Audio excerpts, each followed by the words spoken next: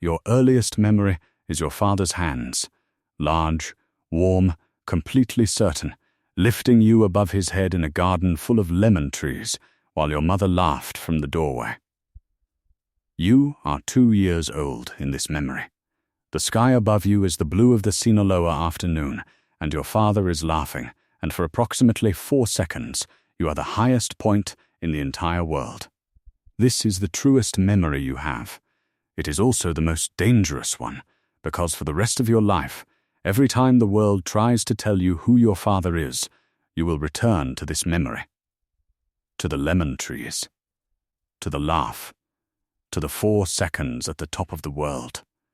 And the world's version of your father will never quite fit inside it. His name is Alejandro. To the dear who have been building a case against him for 11 years with a file that currently occupies 1,400 pages across 6 field offices, he is El Arquitecto. The architect. Not because he builds things, though he has funded 11 hospitals and 4 schools in 3 Mexican states with his own money, none of it traceable on paper. He is called the architect because of how he thinks. Everything he does is structural. Everything is load-bearing. Remove one piece and the entire thing redistributes the weight without collapsing. He has been building this structure for 23 years. It has never once collapsed. You grow up in a compound outside Culiacán that is 12 acres, enclosed by walls, staffed by 31 people, of whom perhaps 8 have any visible reason to be there. There are lemon trees because your grandmother insisted on them before she died. There is a chapel where Mass is held every Sunday by a priest who never asks questions and drives a new truck every 3 years. There is a kitchen that is never empty. There is a swimming pool where you spend your summers and a library your father filled himself, shelf by shelf, over 20 years, 4,200 books, every subject, because he finished only 4 years of school and has been compensating for it since he was 14 years old. He reads 2 hours every night, without exception. In this way he has read more than any man you will ever know. He has 3 rules for you. He states them once when you are 8 years old, and never repeats them, because in his experience anything worth saying once does not need to be said again. First, you will study.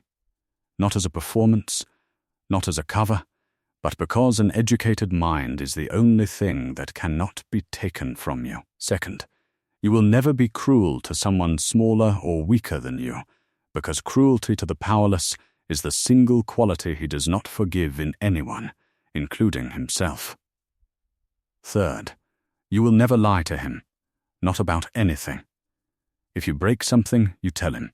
If you make a mistake, you tell him. If you are afraid, you tell him. He will handle whatever it is. He can handle anything. You believe this at 8. You believe it at 16. You believe it now. Your education is extraordinary. Tutors for mathematics, literature, 3 languages. A former university professor who comes 3 days a week and teaches you history with a rigor that most universities cannot match. At 14, your father adds a 4th subject, economics. Not the economics taught in schools, the real architecture of how money moves through the world, how it disappears and reappears, how it changes form like water, finding the path of least resistance. He teaches this himself, at the kitchen table on Saturday mornings. You do not understand until much later that this is also a kind of love. The thing about living inside this life is that the danger is never where you expect it. It is not in the armed men at the compound gates. You have grown up around them, and they are as ordinary to you as furniture. It is not in the convoys, the encrypted phones, the visitors who arrive at unusual hours and leave before dawn. It is in the quiet moments. In the way your father stands at the window sometimes looking at the lemon trees, with an expression that is not quite worry and not quite peace, but something in between, that has no name in any of the 3 languages you speak. In the way he hugs you, always too long, always with both arms, always as if the hug is carrying something heavier than affection. In the way he sometimes looks at you across the dinner table and then looks away quickly, as if he saw something there he was not ready for. You ask him once, you are 15, what he would have been if things had been different, if he had been born somewhere else, to something else. He is quiet for a moment.